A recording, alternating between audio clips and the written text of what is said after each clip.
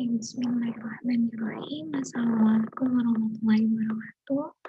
Eh, Alhamdulillah, pada kesempatan kali ini saya bisa menjelaskan terkait dengan topik 8 dari enzimologi, yaitu tentang produksi dan isolasi enzim mikroba. Oke, nah ini adalah beberapa topik nanti yang insya Allah akan disampaikan di dalam video ini. Yang pertama tentang produksi enzim mikroba, kemudian yang kedua adalah bagaimana cara kita mengisolasi enzim mikroba. Ya, jadi setelah kita lakukan produksi, kemudian kita isolasi dengan tujuan untuk mendapatkan enzim yang kita inginkan. Nah, yang pasti ketika kita ingin memproduksi enzim, artinya enzim ini merupakan suatu protein ya yang dihasilkan melalui aktivitas biologis pada makhluk hidup. Nah, di mana aktivitas biologis pada makhluk hidup ini terdiri dari berbagai rangkaian reaksi kimia, di mana reaksi kimia tersebut membutuhkan suatu yang namanya biokatalis, yaitu enzim. Nah, enzim ini perannya itu adalah untuk mempercepat suatu reaksi kimia yang ada di dalam makhluk hidup. Ya, nah, peran enzim ini selain sebagai biokatalis, yang pasti reaksi-reaksi kimia itu adalah reaksi-reaksi yang terjadi pada proses metabolisme sel. Ya, jadi kalau diurutkan adalah aktivitas biologis pada makhluk hidup itu melibatkan reaksi-reaksi kimia. Kemudian reaksi-reaksi kimia ini dibantu dengan menggunakan enzim. Nah, enzim ini perannya itu adalah untuk menjalankan aktivitas metabolisme di dalam sel.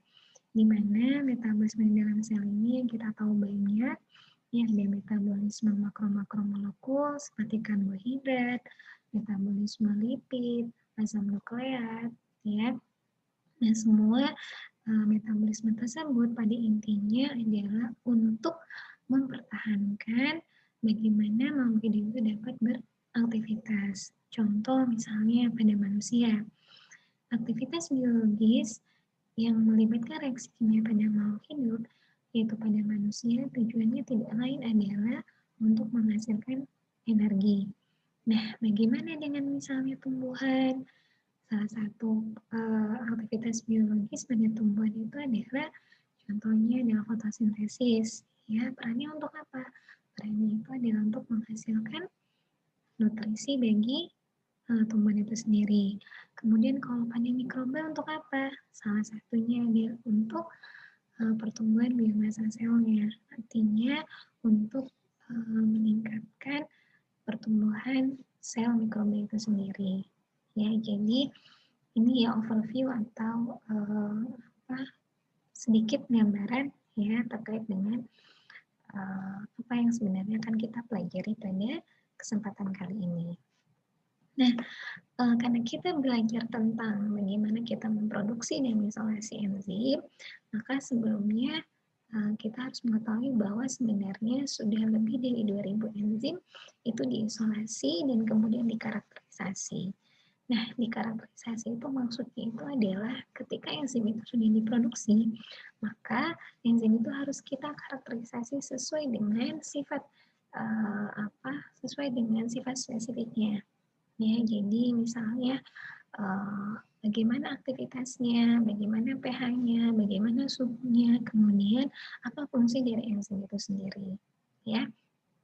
Nah, di sini disampaikan bahwa 75% enzim itu yang telah diisolasi dan dikarakterisasi itu adalah untuk industri.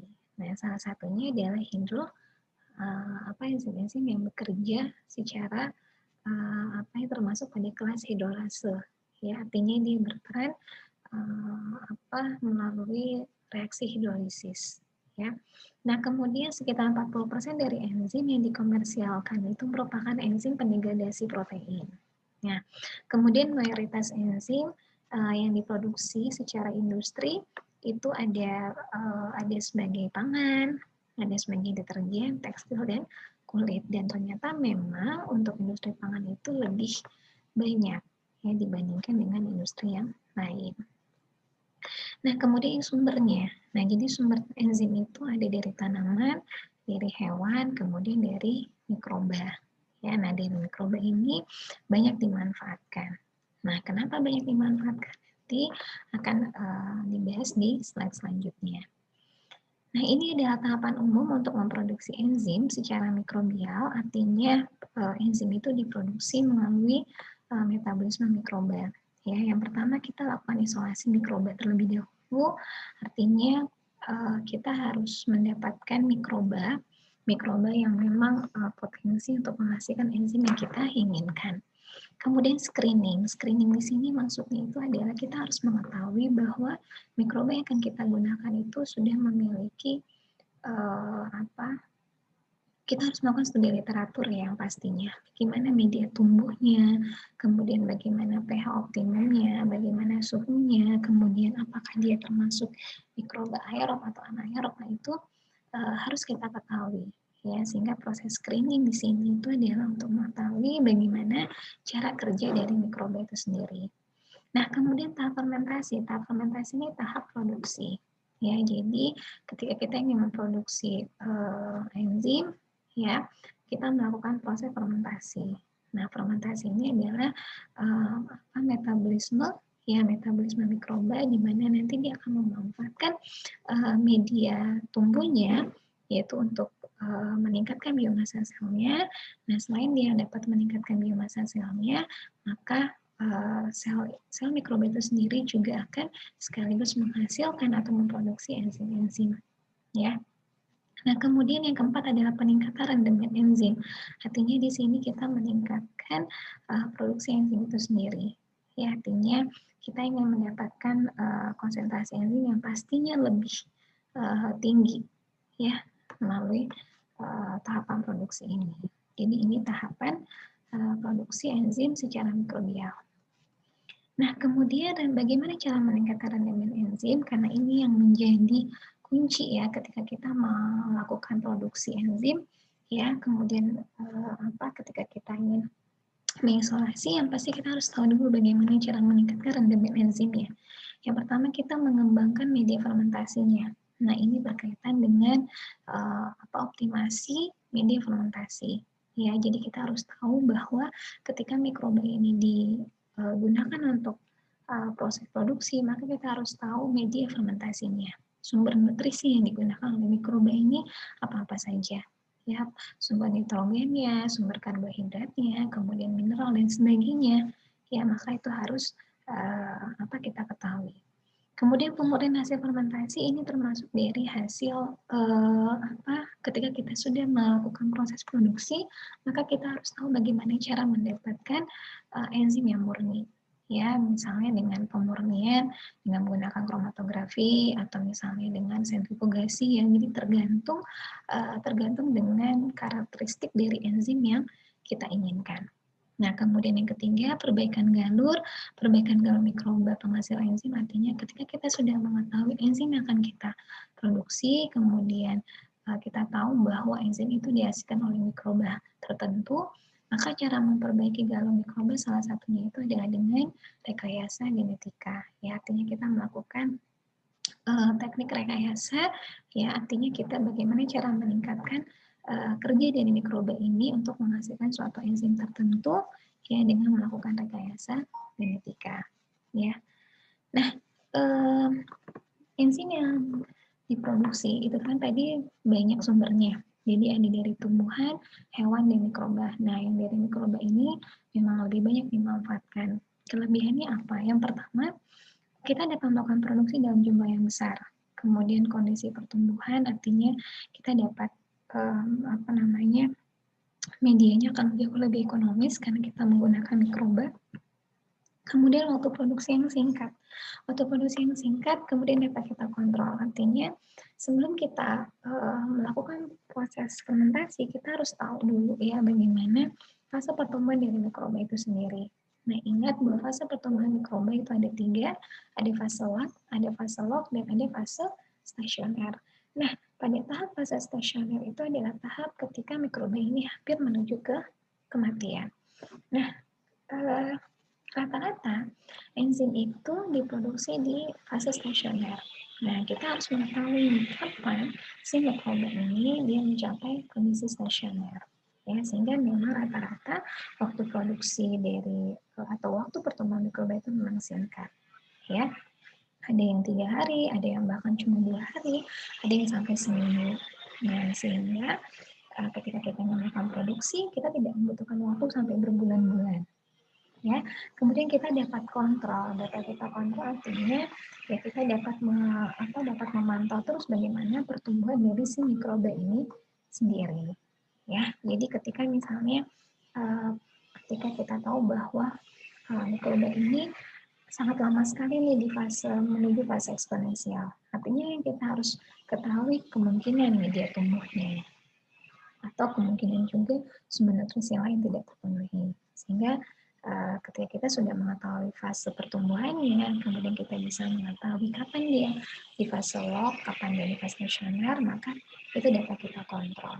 Ya, kemudian pH, suhu, kemudian apakah dia aerob atau anaerob, nah itu dapat kita kontrol. Ya, kemudian mudah dimanipulasi secara genetik, ya karena memang tadi ya ketika kita ingin melakukan perbaikan genom mikroba, kita dapat melakukan manipulasi secara genetik. Ya, kemudian mudah diisolasi dan mudah dimurnikan.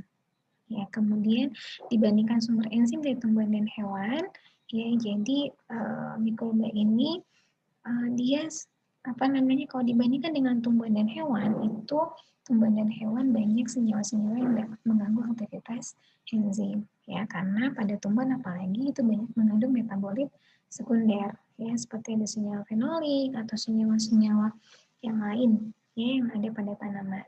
Nah, sedangkan pada mikroba sebagian besar metabolitnya itu adalah metabolit primer ya yang dibutuhkan untuk pertumbuhan dari sel itu sendiri. Ya, seperti itu. Nah, kemudian ini ya, jadi ini adalah mikroorganisme yang biasa memproduksi enzim.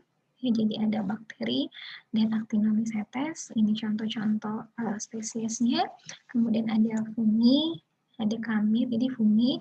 Ya, kemudian fungi ini bisa golongan kamir atau golongan jamur. Ya, jadi ini ada Aspergillus, Penicillium, Trichoderma, dan Saccharomyces. Kemudian alga, ya mikroalga, chlorella. Jadi ini yang sudah diketahui bahwa mikroorganisme ini dia mampu menghasilkan enzim. Ya. Nah, kemudian ini ya, jadi ketika kita ingin melakukan produksi enzim misalnya ya ini kan sudah ada ya protease pada bakteri dan virus. Nah mungkin kita ingin melakukan produksi lagi ya, di mikroorganisme yang lain. Nah artinya kita tahu bahwa kira-kira spesies Bacillus itu dapat memproduksi enzim protease, amilase, dan pensilinase ya. Nah kemudian di sini hamil ya enzim yang diproduksi itu laktase di Saccharomyces, yang pertase itu Saccharomyces cerevisiae. Jadi kita tahu bahwa enzim-enzim ini diproduksi oleh mikroorganisme ini. Ya, jadi memang dalam setiap mikroorganisme ini bisa jadi memang mereka spesifik menghasilkan enzim yang tertentu. Ya, seperti itu. Nah, kemudian ini contoh yang sumbernya fungal, ya ini enzimnya ada protease, itu dihasilkan oleh Aspergillus niger, amilase Aspergillus oryzae, pektin, nase Aspergillus niger, katalase Aspergillus niger, glukosa oksidase, penicillium lactatum, glukosidase itu Aspergillus flavus. Ya, nah, ini semua dihasilkan dari proses metabolisme dari mikroba itu sendiri. Ya. Oke, nah ini kemudian kita masuk ke yang pertama, bagaimana cara memproduksi enzim mikroba. Nah, ketika kita ingin memproduksi enzim, kita harus mempertimbangkan pemilihan garam mikroba. Yang pertama aman, kemudian biayanya efektif. Aman di sini maksudnya adalah dia tidak bersifat patogen. Ya, artinya kita mencari yang memang aman.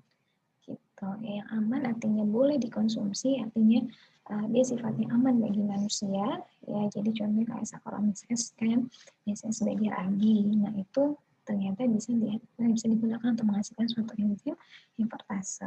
Jadi harus aman. Aman artinya dia tidak menimbulkan penyakit pada manusia. Kemudian biaya yang efektif artinya dengan kos yang sedikit kita dapat mendapatkan mikroba itu sendiri.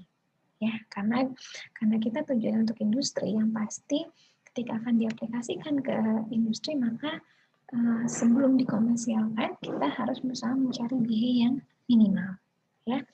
Nah, kemudian ini pertimbangan pemilihan. Kemudian ketika melakukan pemilihan maka ketika kita ingin memilih mikroba tersebut, maka kita harus mengetahui mikroba ini dia mampu menghasilkan enzim yang kita inginkan atau tidak. Ya, itu. Karena jangan sampai kita salah. Ya, misalnya kita ingin mendapatkan enzim A, ternyata kita menggunakan mikroba yang tidak menghasilkan enzim A. Itu makanya harus dilakukan studi literatur terlebih dahulu. Kemudian seluruh sel mikroba, maksudnya semua sel dari mikroba itu dia mampu digunakan ya untuk menghasilkan enzim yang kita butuhkan. Karena ingat ya kalau mikroorganisme seperti bakteri kan dia uniseluler, artinya dia hanya memiliki satu sel. Sehingga memang keseluruhan dari sel itu sendiri ketika digunakan untuk produksi enzim melalui proses fermentasi maka dia mampu menghasilkan enzim. Ya, seperti itu. Nah, kemudian kita dapat menggunakan sumber mikrobanya boleh wild type, boleh yang sudah rekombinan. Ya, seperti itu. Nah, yang sudah rekombinan ini menjadi catatan adalah rekombinannya yang lebih baik itu adalah dia sudah rekombinan untuk misalnya apalagi kalau misalnya dia sudah spesifik untuk menghasilkan enzim yang kita inginkan. Jadi memang sengaja direkayasa untuk meningkatkan optimasi produksi enzim. Itu boleh digunakan. Malahan itu akan menjadi sangat potensial ya ketika memang mikroba yang kita gunakan itu memang dia spesifik untuk memproduksi enzim tersebut. Tapi kalau misalnya mikroba yang kita gunakan dia direkayasa misalnya untuk tujuan yang lain, tapi dia tetap bisa memproduksi enzim yang kita inginkan, tidak masalah kita gunakan. Ya, jadi boleh wild type, boleh yang merupakan hasil rekayasa. Nah, kemudian tadi ya disampaikan bahwa rata-rata enzim itu mencapai maksimum pada fase stasioner. Jadi dia maksimum pada fase stasioner. Ya, kenapa? Karena kalau pada fase log, ingat bahwa enzim ini dia kan berada pada proses metabolisme dari mikroba. Di mana proses metabolisme mikroba ini tujuannya itu sebenarnya lebih kepada peningkatan biomasa sel. Sehingga kalau pada fase log, itu memang dia sedang sangat meningkat sekali untuk pertumbuhan biomasa selnya. Ya, sehingga memang akan sedikit enzim yang dihasilkan. Tapi kalau pada fase stasioner, nutrisinya sudah habis, kemudian selnya itu sudah berhenti untuk bertumbuh karena nutrisinya sudah habis, sehingga enzim itu bisa jadi tidak lagi digunakan untuk mengubah substrat tertentu. Ya, sehingga memang dia akan maksimum pada fase stasioner. Ya, kemudian proses fermentasinya itu dapat menggunakan fermentasi batch atau feed batch. Ya, jadi harus tahu. Jadi ada fermentasi batch, ada feed batch, ada continuous. Nah, yang dibahas yang untuk produksi enzim itu dengan batch atau feed batch. Jadi kalau batch itu artinya pada saat proses fermentasi berlangsung ya, di mana nutrisi dan nutrisi media fermentasi dan inokulumnya itu dimasukkan secara bersama, ya, kemudian dilakukan proses fermentasi selama waktu tertentu, ya. Kalau feed batch itu artinya dilakukan proses penambahan nutrisi. Ya, jadi nutrisi itu ditambahkan sampai kita mendapatkan enzim yang maksimal menurut kita. Ya, makanya itu sebenarnya feed batch. Jadi kalau feed batch ini yang ditambahkan hanya nutrisinya saja, sedangkan mikrobanya tidak lagi ditambahkan. Jadi hanya ditambahkan di awal saja kalau untuk feed batch, tapi nutrisinya ditambahkan lagi ketika memang misalnya sudah hampir mendekati fase stasioner, kemudian kita tambahkan nutrisinya. Ya, sampai nanti kita yakin bahwa enzim yang kita butuhkan sudah optimal. Ya. Nah, kemudian pemilihan medium untuk stimulasi produksi enzim itu sangat penting tadi ya. Kenapa penting? Karena ini berkaitan dengan produksi dari enzim itu sendiri. Ya, dimana ketika kita ingin produksi enzim, maka nutrisi dari mikroba itu harus kita pastikan optimal, ya kan? Sehingga kita harus tahu nih untuk menstimulasi pertumbuhan sel mikroba yang nantinya akan menstimulasi produksi enzim, artinya kita membutuhkan nutrisi ataupun stimulan ataupun inducer yang dibutuhkan oleh si mikroba ini untuk meningkatkan produksinya. Ya, sehingga sebelum kita lakukan ke fermentor, maka biasanya sebelum ke fermentor kita gunakan dulu dalam skala yang kecil, misalnya 250 ml dulu. Kita lakukan optimasi dulu. Kita lakukan optimasi ketika memang belum kita lakukan optimasi, misalnya mikrobanya. Atau misalnya sudah dilakukan optimasi, tapi kita ingin lebih meyakinkan lagi. Dengan metode yang kita gunakan, kita harus mengukur optimasi pH. Harus kita tahu pH-nya berapa, suhunya berapa, kemudian konsentrasi media fermentasi yang tepat berapa. Kemudian misalnya ada sumber-sumber nutrisi yang lain, misalnya ada mineral, ya kan, kemudian ada tambahan media yang lain. Nah, itu kita lakukan optimasi sebelum kita lakukan di media fermentor yang lebih skalanya lebih besar. Ya, jangan sampai nanti kita belum mengetahui kondisi optimal, tapi kita sudah melakukan produksi dalam skala besar, itu yang akan rugi. Ya, jadi seperti itu. Maka pemilihan medium itu sangat penting. Ya, nah kemudian teknik produksinya itu kita harus perhatikan juga terkait dengan di mana media tumbuh mikrobanya. Apakah di media padat atau di media cair. Nah, kalau media padat artinya teknik produksinya surface, ya artinya si mikroba ini dia membutuhkan permukaan media padat. Nah, kalau submerge artinya si mikroba ini dia tumbuh pada media cair.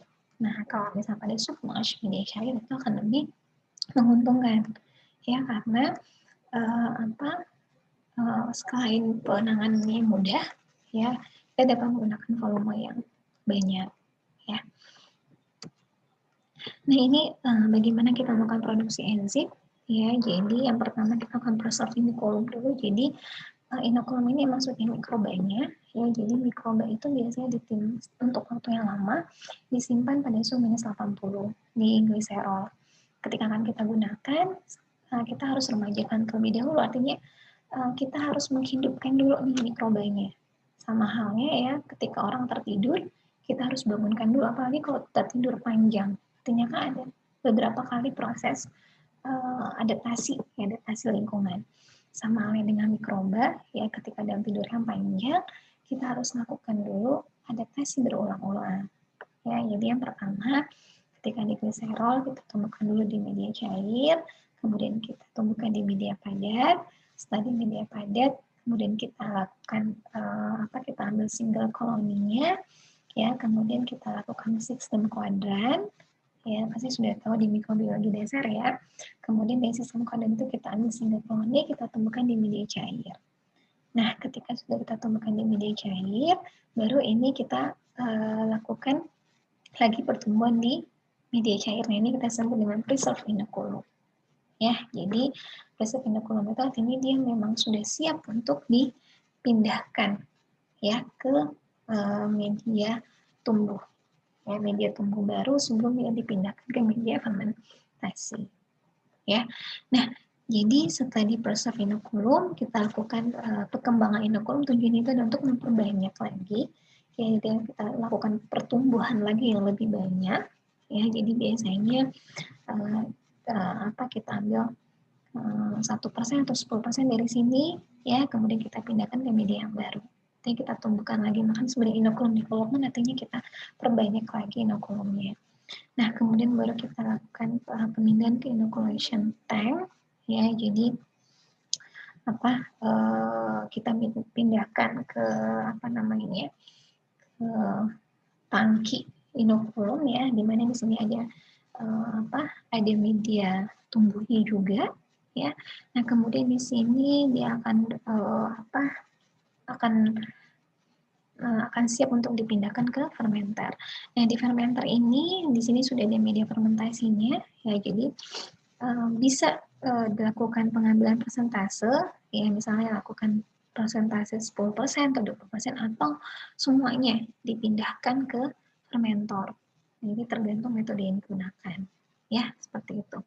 Nah, di sini kita sudah lakukan produksi ya di fermentor ya, artinya tadi sebelum ke fermentor kita harus mengetahui dulu kondisi optimal dari si pertumbuhan mikroba ya untuk dia bisa menghasilkan enzim.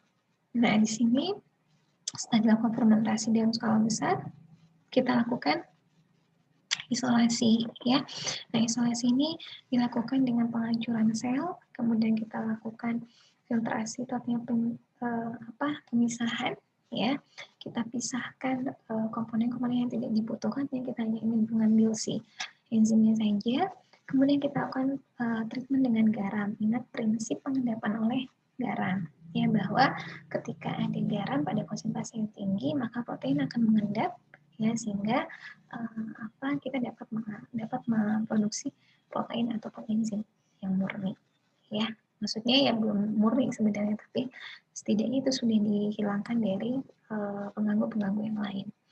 Nah, kemudian kita lakukan penyimpanan ya. Nah, lakukan penyimpanan tujuan untuk mempertahankan proteinnya ya, karena protein itu dia mudah rusak ya, sehingga kita harus dilakukan pada disimpan pada suhu yang sangat dingin, biasanya 4 derajat ya. Kemudian filtrasi. Nah, filtrasi ini sama seperti penyaringan, artinya kita lakukan pemurnian ya, pemurnian dengan tujuan untuk mendapatkan enzim yang murni. Kemudian, nah di sini untuk pemurnian kita bisa menggunakan kromatografi. Jadi kita akan mendapatkan beberapa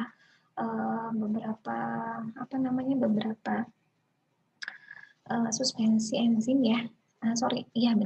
Kita akan mendapatkan beberapa suspensi enzim dari proses kromatografi. Nah, kemudian kita lakukan freeze dry. Nah, kita lakukan freeze dry ini tujuannya itu adalah untuk membuat si enzim ini agar bisa tahan ya. Jadi kita hilangkan air-airnya ya. Jadi kita kita ubah menjadi dalam bentuk powder ya, sehingga akan lebih tahan seperti itu. Oke, nah ini adalah tahap produksi ya, kemudian sekaligus tahap isolasi ya. Nah, kemudian ketika kita ingin melakukan tahap isolasi ya, jadi yang harus diperhatikan itu adalah kita harus tahu dulu enzim kita ini merupakan enzim apa? Apakah intraseluler atau ekstraseluler? Ya. Nah, kalau enzim intraseluler, artinya dia berada di dalam sel dan melekat pada membran. Ya, sebagian besar tidak stabil pada lingkungan luar sel, perlu diperhatikan selama isolasi pemilihan buffer dan suhu yang sesuai. Jadi, kalau intraseluler, maka kita harus menghancurkan selnya untuk mendapatkan enzim. Kemudian kita harus memperhatikan kondisi ya, kondisi lingkungan di luar sel. Artinya ini terkait dengan buffer untuk mempertahankan tekanan osmotik dari sel itu sendiri, kemudian ada suhunya juga harus diperhatikan. Nah, kalau ekstraseluler itu lebih gampang, ya artinya dia berada di luar sel, artinya ketika proses metabolisme terjadi, enzim ini dia akan keluar dari sel, ya sehingga nanti ketika ingin mendapatkannya, tinggal kita sentrifugasi saja, ya sehingga nanti akan menjadi yang membentuk suspensi itu adalah yang akan mengendap itu adalah si selnya, sedangkan yang berada di supernatan itu adalah si enzim atau proteinnya. Ya, seperti itu. Jadi kita harus tahu nih enzim kita intraseluler atau ekstraseluler. Kalau intra kita harus menghancurkan selnya, kalau ekstra tidak perlu. Jadi hanya proses sentrifugasi. Ya.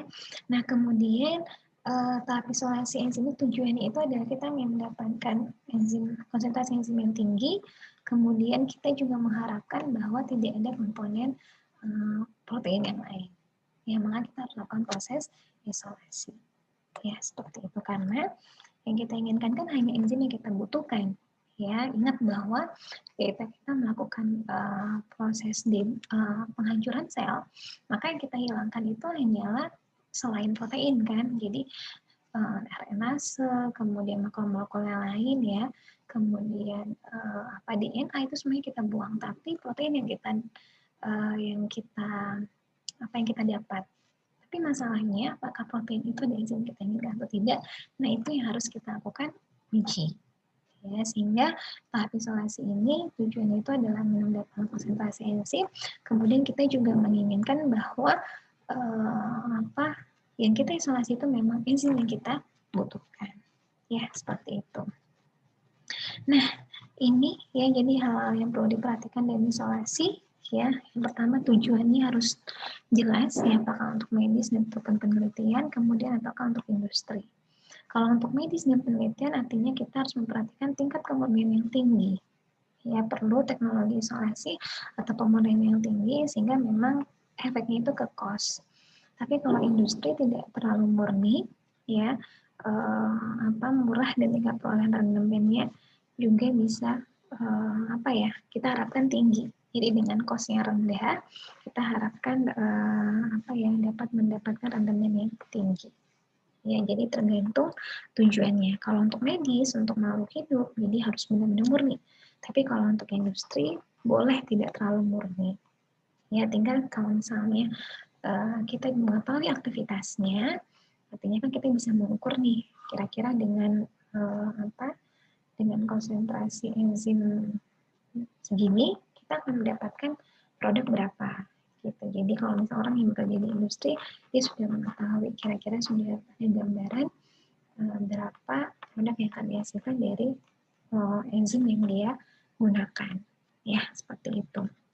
Nah, tadi lokasi enzim bisa mempengaruhi, ya, jadi intra atau ekstra itu akan mempengaruhi bagaimana teknik isolasi.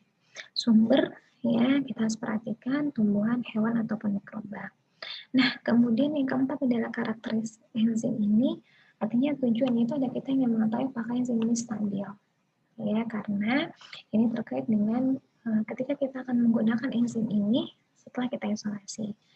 Artinya makanya ada proses pembentukan menjadi bubuk.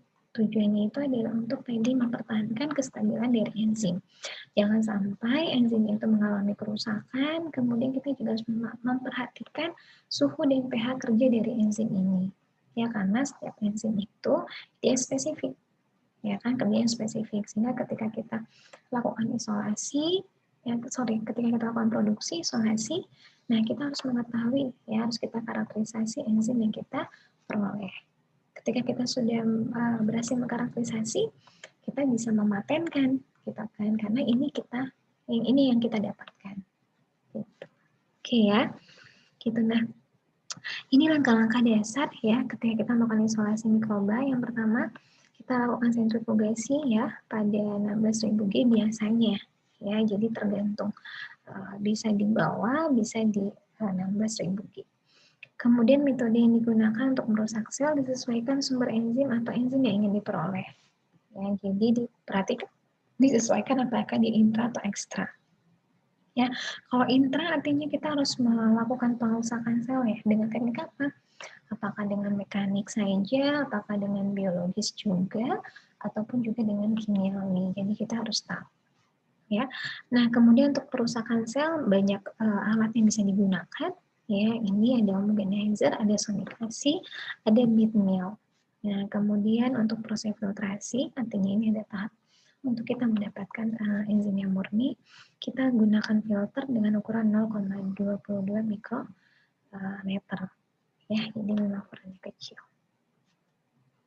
Nah, ini tahap isolasinya, ya tadi harus diperhatikan apakah di ekstra ataupun intra.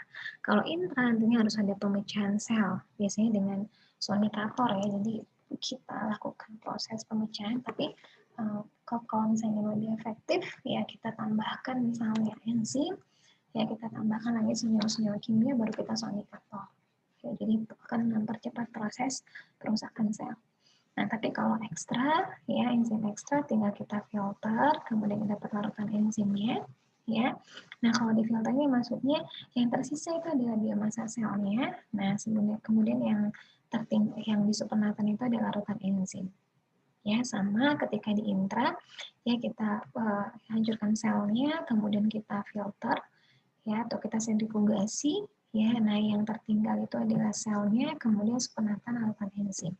Nah, kemudian kita lakukan proses pemekatan, ya, kita lakukan untuk pemekatan ini melalui evaporasi akan dapat larutan ekstra kasar, ya. Nah, kemudian setelah itu dari larutan yang sudah kita pisahkan dengan ekstra kasarnya, kita lakukan presipitasi lagi, akan didapatkan tepung ekstra kasar enzim juga, ya. Nah, kemudian setelah lakukan presipitasi kita lakukan kromatografi sehingga baru didapatkan enzim yang murni. Artinya ini misalnya target enzim yang kita inginkan.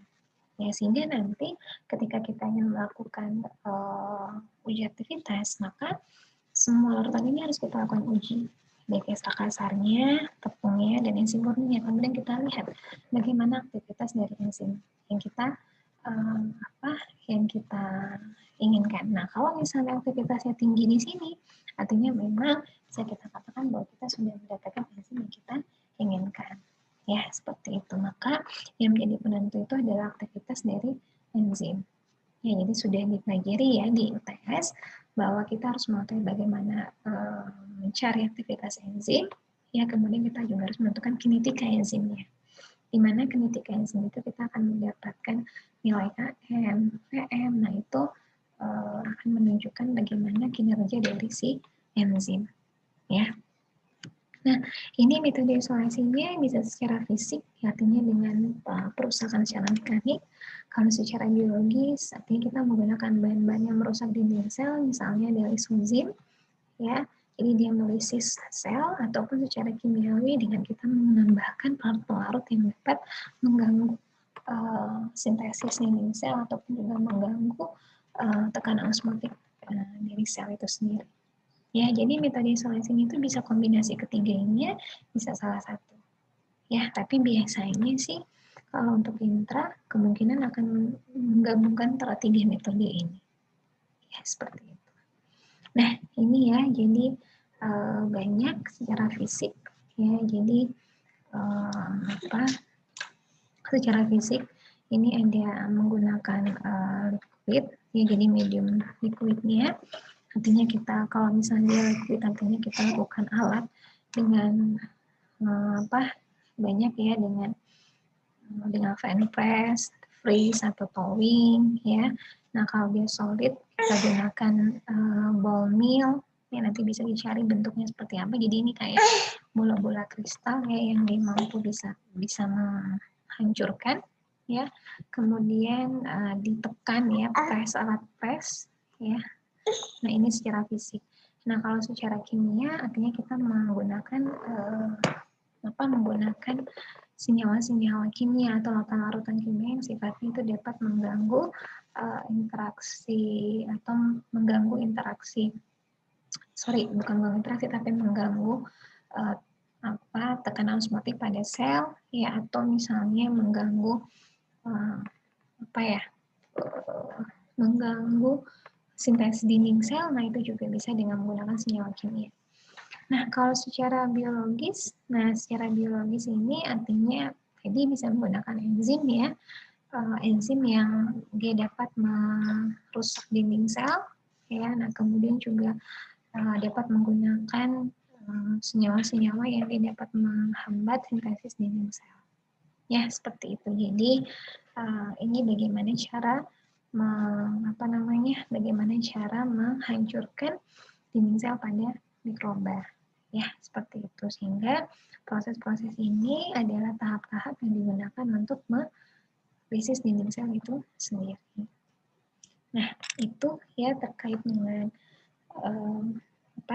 materi kali ini. Yang pasti harus diingat adalah tahap dasar dalam melakukan produksi dan isolasi.